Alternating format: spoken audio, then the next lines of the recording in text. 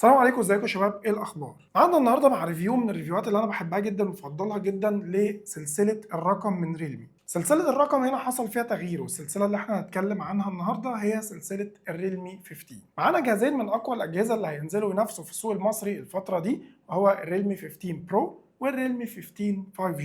وقبل ما تسالني وتقول لي فين الريلمي 15 برو بلس، هقول لك اللي حل مكانه هو الريلمي 15 برو، واللي حل مكان الريلمي 15 برو هو الريلمي 15 5G. زي ما انتم عارفين السلسله بتاعت ريلمي كانت بتبقى طويله قوي، و15 5G و15 برو لا، هم اختصروا الموضوع وقال لك احنا هنلغي البرو بلس وننزل البرو بس عشان هو يكون الهيرو بتاع السلسله دي. حابب اكد عليك نقطه مهمه جدا، طول الفيديو انا هفضل اقول لك المواصفات بتاع ده والمواصفات بتاع ده، واعمل لك ريفيو كامل للموبايلين وليست مقارنه. المقارنه بتتعمل عن موبايلين في نفس الفئه السعريه، ولكن هنا في فرق سعر ما بين الريلمي 15 برو والريلمي 15 5G، فبالتالي مش هينفع اقارن، ولكن اكيد هيبقى في تضحيات طبعا من هنا لصالح الريلمي 15 برو، وده طبعا بفضل فرق السعر. مش عايزين نطول اكتر من كده، خلونا نبدا.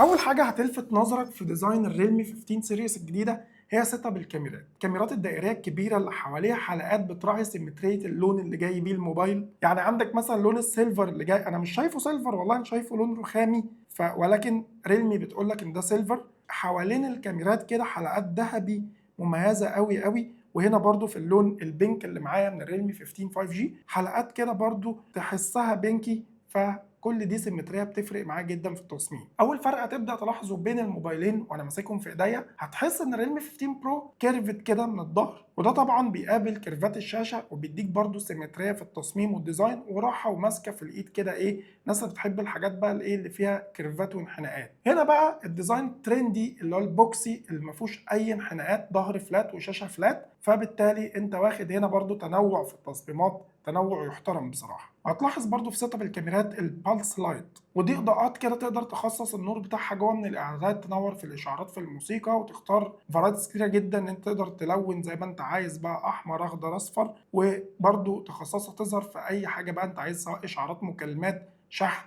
ميوزك زي ما تحب. هتلاحظ في تصميم السلسله دي حاجه مهمه جدا، وهي مستشعر الاي ار بلاستر اللي اتحط فوق، اللي بيخليك تقدر تستخدم الموبايلين كريموت كنترول، ودي حاجه مميزه وانا بفضلها في الموبايل اللي انا بستخدمه بصراحه. البرو نازل بلونين، السيلفر والجرين، اما ال 5G فنازل بلون بينك ولون تيتانيوم. الموبايلات برغم انها جايب بطاريات عملاقه، تخيلت ان حجمها او سمكها يكون اكبر من كده بكتير، وده سمك نحيف جدا جدا مقارنه بالبطاريات زي ما قلت لك اللي محطوطه. سلسله الريلمي 15 بتدعم اعلى معيار مقاومه ماء وغبار موجوده في موبايل لحد الان، وهي الاي بي 68 والاي بي 69. تقدر تنزل بالموبايلات دي لعمق متر ونص لمده نص ساعه، وبيستحملوا درجه حراره عاليه لحد 70 درجه مئويه، بالاضافه للغبار والصدمات كمان. لو رحنا على الشاشه هنلاقي ريلمي فاجئتنا بميزه مجنونه في الشاشتين، وهي معدل التحديث الرهيب ل 144 هرتز، وعجبني قوي انها منزله معدل التحديث العالي ده في الريلمي 15 برو والريلمي 15 5G، ولكن بسبب فرق السعر فلازم الريلمي 15 برو يتفوق بحبه حلوين بقى في السبيكس بتاعت الشاشه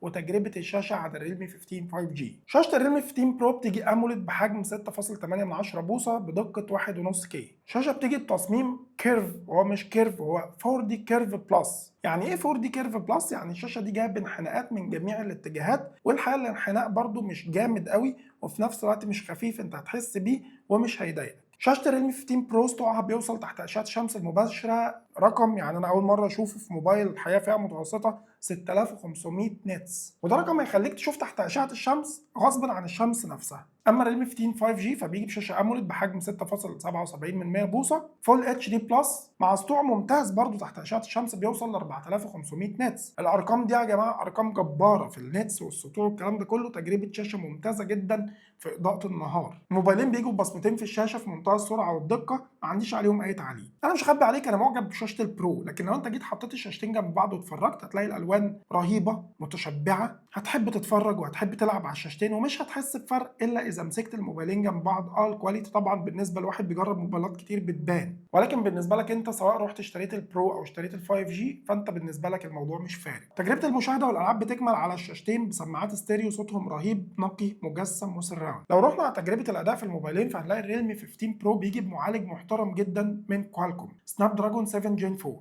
4 نانومتر، والداعم لخدمات ال 5G.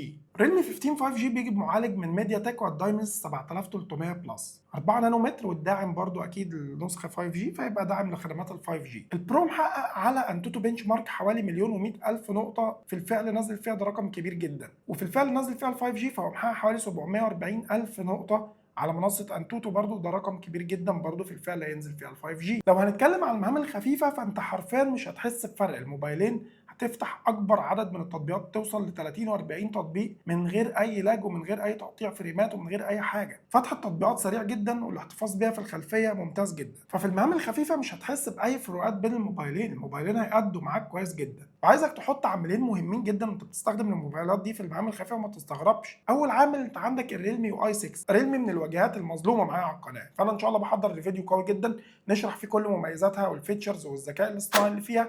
فتاكد ان انت متابعني وعامل لايك للفيديو واشتراك في القناه، عشان ان شاء الله اللي جاي تقيل جدا. ولو مش متابعني على انستجرام وتيك توك، اتمنى ان انت تتابعني هناك، لان اللي هناك عظمه صراحه. العامل الثاني، الشاشه 144 هرتز. يا جماعه انت عينك هتلاج لو رجعت تستخدم موبايل 120 هرتز تاني. اما في بابجي فهتاخد جيم سلس ومستقر جدا على 90 فريم في الريلمي 15 برو. اما ال 5G فهتلعب جيم مستقر وسلس بس على 60 فريم. لو جينا نتكلم عن حراره الموبايلين فريلمي بتستخدم تقنيه رهيبه جدا اسمها الفي سي كولينج. في سي كولينج سيستم بيساعد ان الموبايل ما يسخنش، وبيحاول يحافظ على حراره الموبايلات لاطول فتره ممكنه انها ما تسخنش. تعالى بقى في الجزء ده نتكلم عن الكاميرات. وطالما العدسات بالضخامه دي، يبقى ريلمي موجهه هذه الموبايلات لتجربه تصوير محترمه. مش بس تجربه تصوير محترمه، تجربه تصوير بتنافس الفلاج شيبس، على سبيل المثال الاس 25 الترا والايفون 16 برو ماكس. والكلام ده ينطبق على الريلمي 15 برو اكتر، لان هو بصراحه جايب كاميرا اساسيه 50 ميجا بكسل فتحه عدسه اف 1.8 مع دعمها للاو اي اس، وبمستشعر في منتهى القوه من سوني الاي ام اكس 896. الكاميرا الثانيه 50 ميجا بكسل الترا وايد. اما الكاميرا الثالثه دي مش كاميرا، ده مستشعر. ده يا سيدي المستشعر اللي بيقرا لك الالوان اللي حواليك ومدى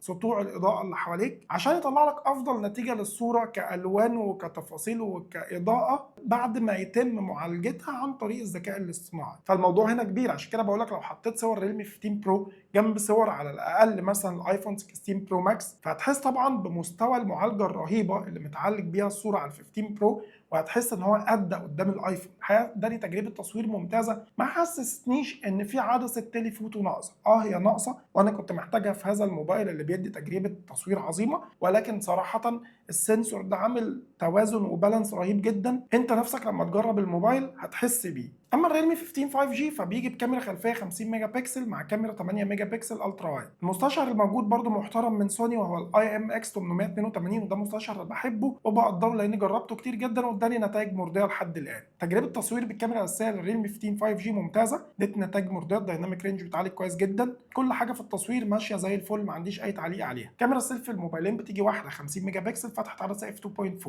طبعا السكين تون رهيب، معالجه الصوره رهيبه في الموبايلين. كاميرتين على الموبايلين ادوني نتيجه ممتازه جدا، سواء سكين تون او دايناميك رينج او معالجه صوره. معالجه صوره الى حد ما بتختلف شويه من الموبايل الثاني بسبب المعالجه والمعالج والكلام ده كله طبعا بيفرق. ريلمي 15 برو بيصور فيديو بكواليتي 4K 60 فريم في الثانيه، سواء بالكاميرا الاماميه او الخلفيه. طبعا تثبيت البصر هنا عامل شغل حلو جدا في الفيديوهات. اما ريلمي 15 5G فبيصور فيديو بكواليتي 4K 30 اطار بس في الثانيه، سواء بالكاميرا الاماميه او الخلفيه. عندك شويه اوضاع حلوه قوي في التصوير من جوه، زي الاي اي بارتي مود اللي بيديك بقى كده احساس بالاحتفال والكلام ده كله وانت بتصور. وعندك الاي اي جيني. الاي اي جيني ده يا جماعه سحر حرفيا في الكاميرات.